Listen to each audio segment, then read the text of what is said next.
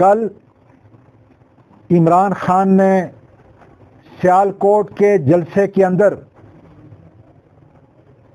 جس بات کا اعادہ کیا، میں اللہ کی قسم کھا کے کہتا ہوں کہ پاکستان کی ساری قوم اس کی ایک آواز کے اوپر اس کی جان سے پہلے اپنی جان کی قربانی خدا کے فضل سے پیش کرے گی.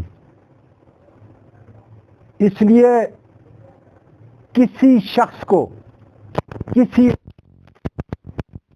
نہیں ہونا چاہیے عمران خان کی جان اکیلی جائے گی اور وہ سکھ کی نیند سو سکیں گے. کل عمران خان کی جو تقریر تھی اس کا محور ہمارا مکروہ عدالتی نظام تھا. اس لیے میں سارے ججوں کو کہنا چاہتا ہوں ذمہ داری کے ساتھ کہ ملک کو سری لنکا نہ بنائیں. میں قسم کھاتا ہوں کہ اس وقت پاکستان کا بچہ ہمارے عدالتی نظام کو دیکھ رہا ہے، اور اگر سب سے پہلے یہ نکلے تو یہ اپنی انتقام کی آگ بجھانے کے لیے عدالت کے سرکردہ، جس کی وجہ سے سارا عدالتی نظام تباہ ہے، ان کی نظریں ان کے اوپر مرکوز ہیں. اس لیے ہوش کے ناخن لیں. جس ملک کے اندر ایک مجرمہ خاتون اس کو ویزا دینے کے لیے 4 مرتبہ ہماری ہائی کورٹ کا بینچ ٹوٹتا ہے، میں سمجھتا ہوں کہ یہ ہمارا عدالتی نظام آخری سانس لے رہا ہے اپنی زندگی کے. ہر گلی ہر کوچہ صرف اور صرف ہمارے عدالتی نظام کے اوپر جو ہے انگلی اٹھتی ہے.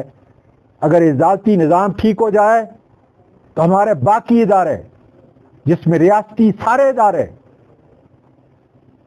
جس میں ہماری اسٹیبلشمنٹ، جس میں ہمارا الیکشن کمیشن اور جس میں باقی ادارے شامل ہیں، ان کے ٹھیک نہ ہونے کا سوال ہی پیدا نہیں ہوتا.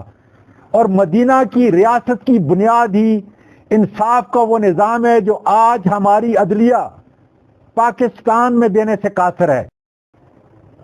اس لیے 4 مرتبہ جو ہے عمران خان نے سیالکوٹ کے جلسے میں عدالتی نظام کے اوپر بات کی.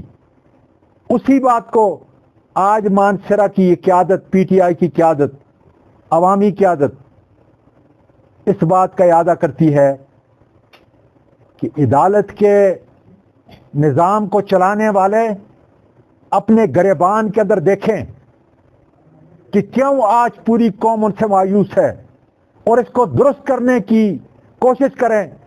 پیشتر اس کے کہ سری لنکا کی طرح یہاں پہ لوگوں کا سمندر اٹھ کر اس پورے نظام کو ہمیشہ کے لیے بہا کے لے جائے. آج ہمارا ملک بالکل اسی طریقے سے نااہل وزیر خزانہ اور نامرد وزیر خارجہ کی وجہ سے، دیکھ لیں آپ کا ڈالر کہاں چلا گیا، معیشت کہاں چلی گئی، مہنگائی کہاں چلی گئی. یہ وہ چیز تھی جس کو عمران خان اور اس کی ٹیم درست کرنے کے لیے جا رہی تھی. کون مائی کا لال یہ دعویٰ کر سکتا ہے کہ 1 سال 4 مہینے کے اندر اس ریلوے کے وزیر نے سوائے پینشن کے باقی پورا نظام ٹھیک کر کے اتنے قلیل عرصے کے اندر اس کو پاکستان ریلوے 50 سال سے جو نقصان اٹھا رہا تھا اس کو ایک پرافٹیبل ادارہ بنا کے چھوڑا ہے. یہ ہے عمران خان کی کارکردگی کی اور اس کی ٹیم کی افادیت ملک کے اداروں کے لیے.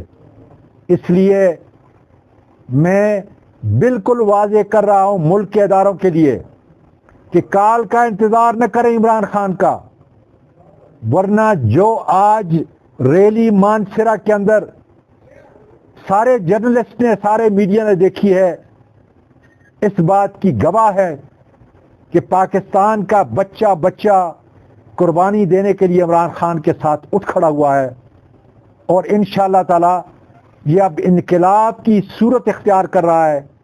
ڈر یہ ہے کہ یہ کہیں سری لنکا کا انقلاب نہ ثابت ہو جائے، اس لیے کہ اب ان سے کام نہیں ہوگا. دیکھ لیں ان کی معیشت کہاں ملک کی چلی گئی، اس نالائق چور قیادت کی وجہ سے.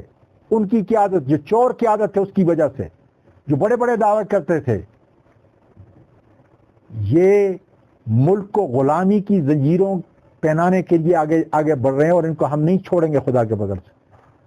اسی کا ایک پیش خیمہ تھا، اور یہ دیکھ رہے تھے کہ مانسرہ کے غیور لوگ، پرامن لوگ، ساری برادریوں سے تعلق رکھنے والے لوگ، اور خدا کا شکر ہے کہ اس کا بڑا مثبت رد عمل آیا جب ہم نے روکا، اور انشاءاللہ تعالیٰ ہم روکیں گے.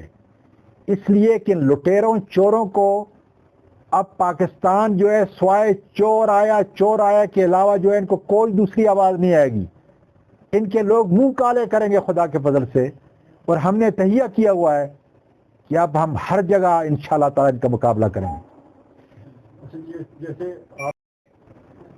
کبھی ادارے ان کو عقل آنی چاہیے، سمجھ آنی چاہیے، سوچ آنی چاہیے کہ ملک کو کس ڈگر کے اوپر جو ہے پہنچا چکے ہیں، اور اب آگے کیا ہونے والا ہے اس کا تدارک کرنا ہے.